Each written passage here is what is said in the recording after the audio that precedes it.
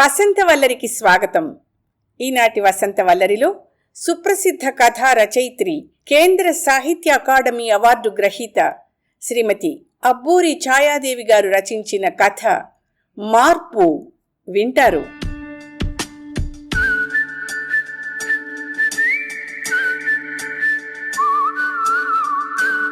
దమయంతి మరింత గట్టిగా అరుస్తోంది. మా కనీస అవసరాలు తీర్చాలి, యాజమాన్యం దిగిరావాలి, దిగిరావాలి, శ్రామిక స్త్రీలు వర్ధిల్లాలి, శ్రామిక స్త్రీలు వర్ధిల్లాలి అంటూ రకరకాల నినాదాలు వినవస్తున్నాయి. దమయంతి వెనక ఇంకా 15 మంది దాకా మహిళలున్నారు. 25 మంది దాకా మగవాళ్లున్నారు. వారి పక్కలా ముందు వెనక. ఆ రోజు నుంచి రిలే నిరాహార దీక్ష సాగిస్తామని ముందుగానే నోటీస్ ఇచ్చింది స్టాఫ్ యూనియన్. నెల రోజుల నుంచి సాగుతోంది ఈ వ్యవహారం. ముందు బ్లాక్ బ్యాడ్జెస్ కట్టుకుని పనిచేయడం, తర్వాత 2 రోజులు పెన్ డౌన్ స్ట్రైక్ చేయడం జరిగింది. అయినా యాజమాన్యం స్టాఫ్ కోరికలను పట్టించుకోలేదు. ఒకరోజు పూర్తిగా స్ట్రైక్ చేశారు. అయినా సంప్రదింపులు కూడా జరగలేదు. ఇప్పుడు నిరాహార దీక్ష మొదలయ్యింది. అడిగిన వెంటనే వారి కోరికలన్నిటికీ దాసోహం అంటే ఇంకా నెత్తికెక్కుతారు. వాళ్ల కోరికలకు అంతుండదు అని యాజమాన్యం ఆలోచన. యూనియన్ వాళ్ళిచ్చిన నోటీసులను, బెదిరింపులను లెక్క చేయలేదు. డైలీ వేజ్ వర్కర్స్తో పని కొనసాగిస్తున్నారు. ఎప్పటికప్పుడు వీళ్ళేదో ఒక కొత్త పేచీ పెడుతూనే ఉంటారు. వీళ్ళకసలు పని మీద శ్రద్ధ లేదు. ఎంతసేపు జీతాలు, భత్యాలు, సౌకర్యాలు పెంచమనడం తప్ప మరో ధ్యాస లేదు. సంస్థ పురోభివృద్ధి కించిత్తైనా పట్టదు వీళ్ళకి. ఉద్యోగం వచ్చేదాకా కాళ్లావేళ్లా పడతారు. ఉద్యోగం సుస్థిరమైన మర్నాటి నుంచి కళ్ళు నెత్తికెక్కుతాయి అంటూ సాధిస్తున్నాడు మా డైరెక్టర్ రివాల్వింగ్ చైర్లో కూర్చుని. నేనెదురుగా ఉన్న మామూలు కుర్చీలో కుషనున్నదే ముళ్ల మీద కూర్చున్నట్టు కూర్చున్నాను. ఇప్పుడు వాళ్ళని ఒప్పించే బాధ్యత నా పైన పెట్టాడు. ఇంకా నా తోటి డెప్యూటీలు, అసిస్టెంట్లు లేకపోలేదు. నేను నా కింది వాళ్లపై సానుభూతి చూపిస్తూ ఉంటానని, వాళ్లతో స్నేహంగా మసలుతూ ఉంటానని మా డైరెక్టర్కి కొంచెం గుర్రు. చాటుగా వాళ్ల మీద కచ్చగా మాట్లాడుతూ ఎదురుగా ఏమీ అనడు. తన ఆదేశాలను అందించడానికి డెప్యూటీలని, అసిస్టెంట్లని వాడుకుంటాడు. ఎవరైనా మమ్మల్ని కాదని డైరెక్టర్ దగ్గరికి నేరుగా వెళ్ళి మాట్లాడితే మెత్తబడిపోతాడు. తన కరకుతనం కరిగిపోకుండా ఉండాలని, కరిగిపోతే ఎక్కడ క్రమశిక్షణ దెబ్బతింటుందోనని ఎవరూ తనతో నేరుగా వచ్చి మాట్లాడే పరిస్థితి లేకుండా చూసుకుంటాడు వీలైనంత వరకు. ఎప్పుడో స్టాఫ్ పార్టీల్లోనూ సమావేశాల్లోనూ తప్ప అందరికీ అందుబాటులో ఉండడు. మూల విరాట్టులా తన ఛాంబర్లో కూర్చుంటాడు. కనీసం వారానికి ఒకసారి డెప్యూటీలను, అసిస్టెంట్లను తన గదిలో సమావేశపరచి సాంకేతిక విషయాలను, ఇతర వ్యవహారాలను చర్చించి ఇవ్వాల్సిన సూచనలు, ఆదేశాలు ఇస్తూ ఉంటాడు. మా సీనియర్ ఉద్యోగులం ఎవరి మట్టుక్కు వాళ్ళం ఎప్పటికప్పుడు వ్యక్తిగతంగా మా బాధ్యత నిర్వహణ గురించి, రేకెత్తుతున్న సమస్యల గురించి రిపోర్ట్ ఇస్తూనే ఉండాలి. మధ్య మధ్య నలుగురి ముందు డైరెక్టర్ పెట్టే చివాట్లు తింటూ ఉండడం, అప్పుడప్పుడు చాటుగా ప్రశంసలు అందుకోవడమును. సీనియర్ టెక్నికల్ అసిస్టెంట్గా చేరి కష్టపడి పనిచేస్తూ క్రమంగా అసిస్టెంట్ డైరెక్టర్నై ఇప్పుడు డెప్యూటీ డైరెక్టర్ పోస్టుకి చేరుకున్నాను. కానీ సీనియర్ టెక్నికల్ అసిస్టెంట్గా పనిచేస్తున్నప్పుడు జీతం తక్కువైనా నాకు పని వల్ల కలిగే ఆనందం, తృప్తి ఇప్పుడు ఉండటం లేదు. ఇదివరకు చాలా మటుకు నేను చేసిన పనికి మాత్రమే నేను బాధ్యత వహించాల్సి వచ్చేది. నాతో పాటు నా కింద పనిచేసే కొద్ది మందితోనూ కలిసిమెలిసి ఉంటూ నేను నిజాయితీగా కష్టపడి పనిచేసి పేరు తెచ్చుకునే అవకాశం ఉండేది. ఇప్పుడు అలా కాదు. ఎంతొద్దనుకున్నా సూర్యకాంతం పాత్ర హాయ్ హాయ్ డౌన్ డౌన్ నినాదాలు వినవలసి రాకుండా నా కింది ఉద్యోగులందరి చేత పనిచేయించే బాధ్యత నాది. ఈ యూనియన్ ఏర్పడ్డాక ఆఫీసులో పనులు కుంటుపడడం సామాన్యమైపోయింది. మీటింగుల పేరు చెప్పి కొందరు లీడర్స్ పనిచేయకపోయినా నిలదీసి అడగడానికి వీల్లేదు. అది వాళ్ల హక్కు. పనిచేయని రకమైనా సరే చర్య తీసుకోవడానికి వీల్లేదు. కాన్ఫిడెన్షియల్ రిపోర్టులో ఎవరి గురించి వ్యతిరేకంగా ఒక్క ముక్క రాయడానికి సాహసించలేం. అడకత్తెరలో పోకలా ఉంది నా పరిస్థితి. అటువంటి వాళ్ళందరి చేత పనిచేయించడాన్ని బట్టి, నా తోటి అధికారులతో ఘర్షణ పడకుండా మసులుకోవడాన్ని బట్టి నా నైపుణ్యం నిర్ణయించబడుతోంది. అందుకే కదా నాకింత జీతం ఇస్తోంది. ఇప్పుడు మా డైరెక్టర్కి నాకన్నా ఎంతో ఎక్కువ జీతం వస్తుంది. మా అందరి చేత సవ్యంగా పనిచేయించడం, సంస్థని అభివృద్ధిపరచడం, ప్రభుత్వ ధనం దుర్వినియోగం కాకుండా చూడడం ఆయన బాధ్యత. అది రివాల్వింగ్ చైర్లో కూర్చున్నంత సులభము సుఖము కాదు. ఎంత చెట్టుకంత గాలి అన్నట్టు ఎవరి బాధ వాళ్ళది. వీళ్ళకి మతిపోయింది, వీళ్ళు వట్టి మూర్ఖులు అంటూ నిశ్శబ్దాన్ని ఛేదిస్తున్నాడు మా డైరెక్టర్. ఈసారి యూనియన్ చేసిన డిమాండ్లలో ఒకటి కొంతమంది ఉద్యోగులకు అయిష్టత కలిగించేది, మరొకటి యాజమాన్యాన్ని ఇరుకులో పెట్టేదిను. మొదటిది విద్యకి సంబంధించిన క్వాలిఫికేషన్ లేని వాళ్లకి అనుభవాన్ని పరిగణనలోకి తీసుకుని ప్రమోషన్ పోస్టుల్లో కొంత శాతం రిజర్వ్ చెయ్యాలి అన్నది. చచ్చి చెడి చదువుకొని క్వాలిఫికేషన్స్ సంపాదించిన వాళ్లకే ప్రమోషన్లు వచ్చే అవకాశాలు అంతగా లేవు. ఫస్ట్ క్లాస్ తెచ్చుకున్న వాళ్ళు, గోల్డ్ మెడల్స్ తెచ్చుకున్న వాళ్ళు అభ్యంతర పెడుతున్నారు. ఎంత అనుభవం ఉంటే మాత్రం గాడిద గుర్రం ఒకటవుతాయా? మా చదువుకి పడిన కష్టానికి విలువ లేదా అని వాళ్ల వాదన. ఇన్నేళ్ల నుంచి సాంకేతికమైన పనులు కూడా నేర్చుకుని కష్టపడి పనిచేస్తూ సంస్థ అభివృద్ధికి తోడ్పడ్డాం. జీతాలు హోదాలు చూస్తే ఎక్కడ వేసిన గొంగళి అక్కడే అన్నట్టుగా ఉంటే మాకు ఉద్యోగంలోనూ జీవితంలోనూ అభివృద్ధి అనేది శూన్యం కదా. మాకు కష్టపడి పనిచేయాలనే స్ఫూర్తి ఎక్కడి నుంచి వస్తుంది? సంస్థ ఎలా బాగుపడుతుంది అని క్వాలిఫికేషన్స్ లేని వాళ్ల వాదన. రూల్స్ ఒప్పుకోవు అంటే రూల్స్ మార్చమని వాళ్ల పట్టు. వీళ్లంతా ఉన్నత స్థానాల్లోకి వస్తే సంస్థ నైపుణ్యం దెబ్బతింటుందేమోనని మా భయం. రెండవ డిమాండ్ క్రష్ ఏర్పాటు గురించి. ఇప్పుడు మా సంస్థలో పనిచేస్తున్న వాళ్లలో స్త్రీలు 25 మంది దాకా ఉన్నారు.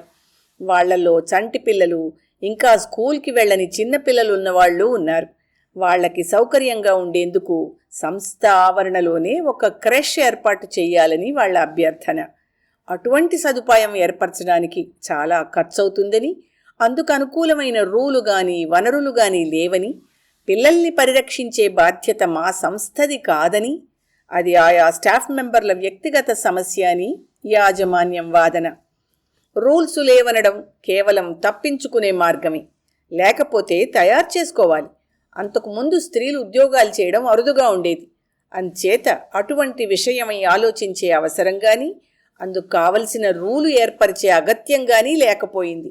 ఇప్పుడు ఏ ఆఫీసులో చూసినా ఉద్యోగాలు చేసే స్త్రీల సంఖ్య పెరిగింది. కనీసం 25 మంది స్త్రీలు పనిచేసే చోట 10 మందికైనా చంటి వెంట ఉంటారు. ఆఫీసు సమయంలో వారి పిల్లల సంరక్షణ కోసం క్రష్ ఎంతైనా అవసరం. అందరిళ్లల్లోనూ పిల్లల్ని చూసుకునేందుకు అమ్మలు, అత్తలు, ఆయాలు ఉండరు. అటువంటి వారు ఎక్కడో వాళ్ళ ఇళ్ల దగ్గర క్రష్లో పిల్లల్ని వదిలేసి వస్తే కొన్ని మైళ్ల దూరంలో ఉద్యోగం చేసే తల్లులకి ఎంత క్షోభ కలుగుతుంది? తల్లి పిల్లల ఆరోగ్యాలు శారీరకంగానూ మానసికంగానూ బావుండాలంటే తల్లి పనిచేసే సంస్థలో క్రష్ ఏర్పాటు ఉండడం చాలా అవసరం. ఈ అవసరం నగరాల్లో రోజురోజుకి పెరుగుతోంది. ఒక్క ఫ్యాక్టరీలోనే కాదు, ఉద్యోగ స్థలాల్లో క్రష్లు ఉండాలి అన్నది యూనియన్ వాదన. యూనియన్లో క్లాస్ 4 కేడర్ లీడర్ దమయంతితో విపులంగా చర్చించిన తర్వాత మా డైరెక్టర్కి వారి వాదన అంతా వినిపించాను. ఆ చెప్పడంలో వాళ్ల పట్ల కొంత సానుభూతి ధ్వనించడంతో ముందు నా మీద మండిపడ్డాడు మా డైరెక్టర్. మొదట్నుంచి ఆ దమయంతిని వెనకేసుకొచ్చి చెడగొట్టింది నువ్వే అన్నాడు. అతని కంఠంలోని కాఠిన్యాన్ని బట్టి నువ్వు అన్నాడనే అనిపించింది. తోటి వాళ్లతోనూ కింది వాళ్లతోనూ ఇంగ్లీష్లో మాట్లాడేటప్పుడు మీరు అంటున్నారో నువ్వు అంటున్నారో తెలియదు కదా. మాట్లాడే ధోరణి బట్టి గ్రహించాలి గౌరవం చూపిస్తున్నారో లేదు. ఇంతకీ ఇప్పుడు మా డైరెక్టర్ నన్ను మీరు అన్నా నాకు ఒరిగింది లేదు, నిష్ఠూరం ఎలాగూ వేశాడు. ఆ క్షణంలో నాకు గతం కళ్ల ముందు నిలిచినట్టయింది.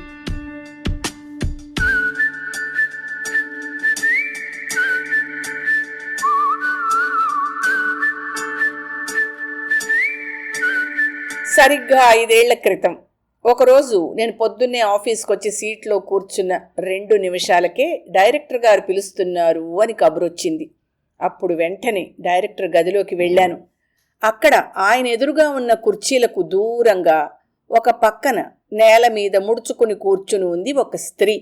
నెత్తి నిండా ముసుగు జీర్లాడుతోంది. వెలిసిపోయిన ముతక చీర కట్టుకునుంది. నేను తెల్లబోతూ చూశాను డైరెక్టర్ వైపు. ఆఫీసు పరిసరాల్లో అటువంటి దృశ్యాన్ని చూడడం అదే. నా చూపుల్లోని ప్రశ్నకి సమాధానంగా డైరెక్టర్ చెప్పడం మొదలుపెట్టాడు. అక్కడ కూర్చున్నామే మా ఆఫీసులో పనిచేసిన అటెండెంట్ రామ్ సింగ్ భార్యట. అతను పోయి నెల రోజులవుతోంది. అతని కుటుంబానికి రావాల్సిన డబ్బు విషయమై వ్యవహారం నడుస్తోంది. అది కనుక్కోవడానికి కాదు ఆమె ఇక్కడికి వచ్చినది. ఆమె ఎవరి చేతో రాయించి పట్టుకొచ్చిన దరఖాస్తు కాగితాన్ని నా చేతికిచ్చాడు డైరెక్టర్. రామ్ సింగ్ పోస్ట్లో బలరాంని ప్రమోట్ చేస్తున్నాం కదా రూల్ ప్రకారం అన్నాను కాగితం తీసుకున్నాక. అవును తెలుసు. ఆ బలరాం వెకేట్ చేసే ప్యూన్ పోస్ట్లో ఒక స్వీపర్ వస్తాడు. ఆ స్వీపర్ ఖాళీలో రోజువారీ వేతనానికి ఈమెని తాత్కాలికంగా తీసుకోవాలి ప్రస్తుతానికి. ఆ విషయమై నోటు తయారు చేసి పట్టుకొస్తే సంతకం చేస్తాను. ఇది రోజువారీ వేతనం అన్న సంగతి, డ్యూటీ వేళల గురించి అన్నీ చెప్పండి ఆమెకి అన్నాడాయన. నీ పేరేంటి అని ఆమెను అడగబోయి ఆమె ఇచ్చిన దరఖాస్తులో పేరు చూసి, దమయంతి రా నాతో అన్నాను ఆమెతో హిందీలో. ఆమె లేచి ముసుగుని మరింత ముందుకు లాక్కొని డైరెక్టర్కి నమస్కారం చేసి నా వెంటొచ్చింది. నెల 15 రోజుల తర్వాత దమయంతి స్వీపర్గా చేరింది మా సంస్థలో. చేరిన రోజున రాగానే ముందు నా కాళ్లకు దండం పెట్టింది. నేను సిగ్గుపడి, చిచి అదేమిటి అలాంటి పనులు చేయకు అన్నాను. మీరు కలగజేసుకుని అంత శ్రద్ధ తీసుకోకపోతే నాకు ఈ కొలువు దొరికేది కాదు అంది. ఇందులో నేను చేసింది ఏమీ లేదు. రూల్ ప్రకారం నీ హక్కుగానే నీకొచ్చింది అన్నాను. అట్లా అనడం మీ మంచితనం. ఆ దొడ్డ మనసుతోనే ఇంకాస్త పుణ్యం కట్టుకోవా. ఇంకొక చిన్న విషయంలో కూడా దయ చూపించు తల్లి అంది. ఏమైనా డబ్బు కావాలంటుందేమోనన్న అనుమానం వేసింది. ఏమిటది అన్నాను బింకంగా. నా బిడ్డకి 2 ఏళ్ల వయసమ్మా. నన్ను విడిచిపెట్టి ఉండదు ఎవ్వరి దగ్గర. మా ఊళ్ళో అయితే మా అత్త అమ్మ అందరుంటారు. ఈ పట్నంలో నేను ఒక్కరితిని. మా ఊరివాడు ఒక ఆయన ఇక్కడ ఉంటే వాళ్ళ ఇంట్లోనే ఉంటున్నా. అక్కడ నా బిడ్డని ప్రేమగా చూసేవాళ్ళు ఎవ్వరూ లేరమ్మా. ఉన్నా కానీ కొత్త వాళ్ళ దగ్గర బిడ్డ ఉండది. ఆఫీస్లో ఇక్కడే ఒక మూల కూర్చోబెట్టుకుంటాను. మీరు ఒప్పుకోవాలమ్మా, లేకుంటే నా బిడ్డ బెంగతో చచ్చిపోతుంది అంటూ చేతులతో మొక్కుతూ దీనంగా చూసింది నా వైపు. ఇటువంటి సమస్య నేనెప్పుడూ ఎదుర్కోలేదు ఆఫీస్లో. ఇంట్లో ఒకసారి ఒక పని మనిషి అలాగే చంటి పిల్లాన్ని తీసుకొచ్చేది. వాడింట్లో ఏడవడం, ఉచ్చపోసి దొడ్డికెళ్ళి ఇల్లు పాడు చేయడం చూస్తే నాకు చికాకేసేది. కానీ పిల్లవాడిని తీసుకురావద్దంటే పనిలోకి రావడం ఎక్కడ మానేస్తుందోనని భయపడి సహించేదాన్ని. ఇక్కడ అలా ఎలా కుదురుతుంది? ఇది ఆఫీసు. ఆ చంటి పిల్లని, నడకొచ్చిన పిల్లని ఓ మూల కూర్చోమంటే కూర్చుంటుందా? అదే అన్నాను. అదంతా నేను చూసుకుంటానమ్మా. అది మారాం చేసే పిల్ల కాదు. నేను మధ్య మధ్య కనిపిస్తూ ఉంటా కదా, అదే చాలు దానికి. కాదనకమ్మా అంటూ మళ్ళీ నా కాళ్ళు పట్టుకోబోయింది వారిస్తూ. అయినా ఈ ఏర్పాటు ఎన్నాళ్ళలో సాగదు. మీ వాళ్ళని ఎవరినైనా పిలిపించుకోవాలి ఎప్పటికైనా. పిల్లతో ఇక్కడ గొడవైతే నీ ఉద్యోగానికే ముప్పొస్తుంది అన్నాను. వెంటనే కళ్ళమ్మట నీళ్లు పెట్టేసుకుంది. నాకు లేక లేక పుట్టిన బిడ్డమ్మ. దాని దురదృష్టం నా కర్మ. అచ్చట ముచ్చట తీరకుండానే పోయాడు నా మగడు. నేనెలా వదిలేసేదమ్మా బిడ్డని? ఎవరు చూస్తారు? కొలువు లేకపోతే మా బతుకు ఎట్లా అంటూ ఏడ్చింది. అనుమతి కోసం మా డైరెక్టర్ని అడిగి లాభం ఉండదని తెలుసు. ఏమైతే అవుతుంది లెమ్మని. సరేలే, నాకు మాట రాకుండా చూసుకో అన్నాను. ఈలోగా తక్కిన క్లాస్ 4 స్టాఫ్లో కొందరితో చెప్పుండొచ్చులే అనుకుంటూ. కాసేపటికి పక్కనున్న స్టోర్ రూంలోంచి చంటిపిల్ల ఏడుపు వినిపిస్తే తెల్లబోయాను. మొదటి రోజునే చేరేటప్పుడే పిల్లని వెంట తీసుకొచ్చేసి తర్వాత నా దగ్గరకు వచ్చి మొరపెట్టుకుందన్నమాట. దాని గడుసుతనానికి, చొరవకి ఆశ్చర్యపోయాను. అప్పుడు ఇంకేం చేయగలను?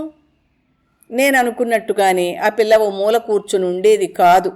తల్లి కొంగు పట్టుకుని కూడా తిరిగేది. బొద్దుగా ముద్దుగా ఉండేది. అంచేత స్టాఫ్లో ఎవరికీ చిరాకు అనిపించలేదు. కానీ మా డైరెక్టర్ కంటపడిన వెంటనే ఆ పిల్లకేసి చురచురా చూసి తక్షణం నన్ను పిలిపించాడు. ఏమిటిదంతా అన్నాడు తీక్షణంగా చూస్తూ. నేను సమాధానం చెప్పే లోపునే, ఇది ఇల్లా ఆఫీసా? ఎవరిచ్చారు పర్మిషను అన్నాడు కఠినంగా. పర్మిషన్ ఇవ్వడం కాదండి, చేరిన రోజునే తీసుకొచ్చింది. ఇంట్లో చూసే దిక్కెవరూ లేరు అని. ఏం చేయాలో తెలియక జాలిపడి ఊరుకున్నాను అని తప్పు చేసిన దానిలా తలొంచుకున్నాను. ఎవరూ లేకపోతే మన నెత్తికెక్కిస్తుందా? ఆఫీసులో క్రమశిక్షణ అంటూ ఉండక్కర్లేదా? రేపొద్దున ప్రతి వాళ్ళు తమ పిల్లల్ని వెంట పెట్టుకొస్తే ఏమవుతుంది? ఫైల్స్ చూడడం మానేసి ఉయ్యాలలూపుతూ కూర్చుంటారా అన్నాడు వెటకారంగా. నాకు నవ్వొచ్చింది. నవ్వితే పుండు మీద కారం జల్లినట్టుంటుందని ఎంతో దిగాలుగా ముఖం పెట్టి, సారీ సార్, ఆ పిల్లతో ఏమీ గొడవ కాకుండా చూస్తాను, ఇంకెప్పుడు ఇలాంటివి జరగకుండా చూస్తాను అన్నాను. నో, వారం రోజులు గడువు ఇస్తున్నాను. ఆ పిల్లకు కావలసిన ఏర్పాట్లేవో వేరే చేసుకోమనండి. ఎట్టి పరిస్థితుల్లోనూ ఇక్కడ ఉంచడానికి వీల్లేదు అన్నాడు. సరేనని యువతలకు వచ్చేశాను. వారం రోజులు కాదు, మొదటి నెల జీతం అందిన వారం రోజుల తర్వాత వాళ్ళ ఊరు నుంచి ఎవరినో పిలిపించుకుని ఎలాగో తంటాలు పడింది దమయంతి. అటువంటిది ఇవాళ ఎంత ఎదిగిపోయింది. చేరాక ఏడాది తిరగకుండానే దమయంతిలో మార్పు కొట్టొచ్చినట్టు కనిపించింది. మొదట్లో అంచులేని వెలిసిపోయిన పాత ముతక చీర కట్టుకుని నెత్తినిండా ముసుగు వేసుకుని వచ్చేది. క్రమంగా ముసుగు కొద్దిగా నెత్తిమీదకు వచ్చేలా సవరించుకుంది. మరికొన్నాళ్లకి ముసుగు వేసుకోవడం మానేసింది. మంచి మంచి రంగు చీరలు, వాయిల్ చీరలు కట్టడం మొదలెట్టింది. ఒదిగి ఒదిగి ఉండడం ఏనాడో మర్చిపోయింది. వెన్ను విరుచుకుని నడవడం అలవాటైంది. కొత్తలో రామ్ రామ్ మేం సాబ్ అనేది. తర్వాత ఉద్యోగంలో స్థిరపడ్డాక నమస్తే మేడం అనడం నేర్చుకుంది. వాదించడం, ఉపన్యాసాలు ఇవ్వడము నేర్చుకుంది, నలుగురిని చూసి. అంతేకాదు, యూనియన్లో కేడర్ లీడర్గా ఎన్నుకోబడింది. ఈమె ఒకనాడు తన బిడ్డని ఆఫీస్కి తీసుకొచ్చి దీనంగా వేడుకుంది. ఈనాడు స్టాఫ్లోని స్త్రీలందరికీ అవకాశం ఉండాలని, అందుకు తగిన సదుపాయాలు కల్పించమని డిమాండ్ చేస్తోంది. మా స్టాఫ్లో స్త్రీలు పడే ఇబ్బందుల సంగతి నాకు తెలియక కాదు. వాళ్ళ ఇబ్బందులతో పాటు వాళ్ల మూలాన లేటుగా రావడం, షార్ట్ లీవ్ తీసుకోవడం మొదలైన వాటి వల్ల ఆఫీస్లో పని సరిగ్గా సాగక ఇబ్బందులు ఏర్పడడం నాకు తెలుసు. అందుకే నేనెప్పుడూ అనుకుంటూ ఉండేదాన్ని, రిటైర్ అయ్యాక ఒక క్రష్ నడపాలని. కాలక్షేపానికి కాలక్షేపం, ధనార్జనకి ధనార్జన, సోషల్ సర్వీస్ చేసినట్టు ఉంటుంది అనుకునేదాన్ని. నా కాలక్షేపం కోసం, ధనార్జన కోసం, కీర్తి కోసం క్రష్ నడిపితే బాగుంటుందని ఆలోచించానే తప్ప మా ఇన్స్టిట్యూషన్ ఆధ్వర్యంలోనే, మా ఆవరణలోనే క్రష్ తెరిపించాలన్న ఆలోచన నాకెందుకు తోచలేదు? చదువురాని దమయంతికున్నపాటి ఆలోచన ఇంత చదువుకున్నదాన్ని, అనుభవజ్ఞురాల్ని నాకెందుకు రాలేదు? తలుచుకుంటే అది అసాధ్యమైన విషయమేమీ కూడా కాదు. ప్రతి ఆఫీస్లోనూ clock rooms, canteen, conference hall మొదలైనవి అత్యవసరమైనవిగా ఏర్పాటు చేస్తున్నప్పుడు, అధిక సంఖ్యలో స్త్రీలు ఉద్యోగాలు చేయడం పరిపాటవుతున్నప్పుడు, ప్రతి పెద్ద ఆఫీస్లోనూ క్రష్ నడిపే ఏర్పాటును విధిగా ఎందుకు చేయకూడదు? ఆఫీస్ ఆవరణలో క్యాంటీన్కి కొంత స్థలం కేటాయించి క్యాంటీన్ నడిపే బాధ్యతని ప్రైవేటు వ్యక్తులకు అప్పగించినట్టుగా క్రష్కి కూడా కొంత స్థలాన్ని కేటాయించి క్రష్ని నడిపే బాధ్యతని ఎవరికైనా అప్పచెప్పచ్చు కదా. దీనివల్ల ఎంతమంది స్త్రీలు సంతోషంగానూ బాధ్యతాయుతంగానూ ఉద్యోగాలు చేసుకోగలుగుతారు? ఎంతమంది పిల్లల ఆరోగ్యాలు బాగుపడతాయి? ఎన్ని కుటుంబాలు కలతలు లేకుండా ఆనందంగా కొనసాగుతాయి? అధికార వర్గంలోకి చేరేసరికి అధికారులకు ఉపయోగకరంగానూ లాభదాయకంగానూ ఉండాలనే తప్ప కింది ఉద్యోగుల సదుపాయాల గురించి, వర్కర్స్ అవసరాల గురించి ఆలోచనలు రావేమో. కష్టాలు అనుభవించే వాళ్లకే తెలుస్తాయి. అడిగితే గాని అమ్మైనా పెట్టదని సామెత. నాకు ఆఫీసులో టీఏడీఏలు పెరిగినప్పుడల్లా ఇంట్లో పని మనిషికి నా అంతటి నేను జీతం పెంచుతానా? అది నా వెంటపడి దేవుళ్ళాడితే గాని పెంచబుద్ధి కాదు కదా. అలాంటిది యజమానులు ఉదారంగా ఎలా ఆలోచించగలరు? కింది స్థాయి ఉద్యోగులు యూనియన్లను ఏర్పరచడం అందుకే కదా. ప్రమోషన్ వచ్చి పై వర్గానికి చేరినందుకు మొదటిసారిగా సిగ్గుపడ్డాను. ఇన్నాళ్ళూ అవలంబించిన కర్ర విరక్కుండా పాము చావకుండా అన్న పద్ధతి ప్రకారం కాకుండా ధైర్యంగా దమయంతి వాళ్ల పక్షం వహించాను వాదనలో. మా డైరెక్టర్ తెల్లబోయాడు నా వైఖరికి.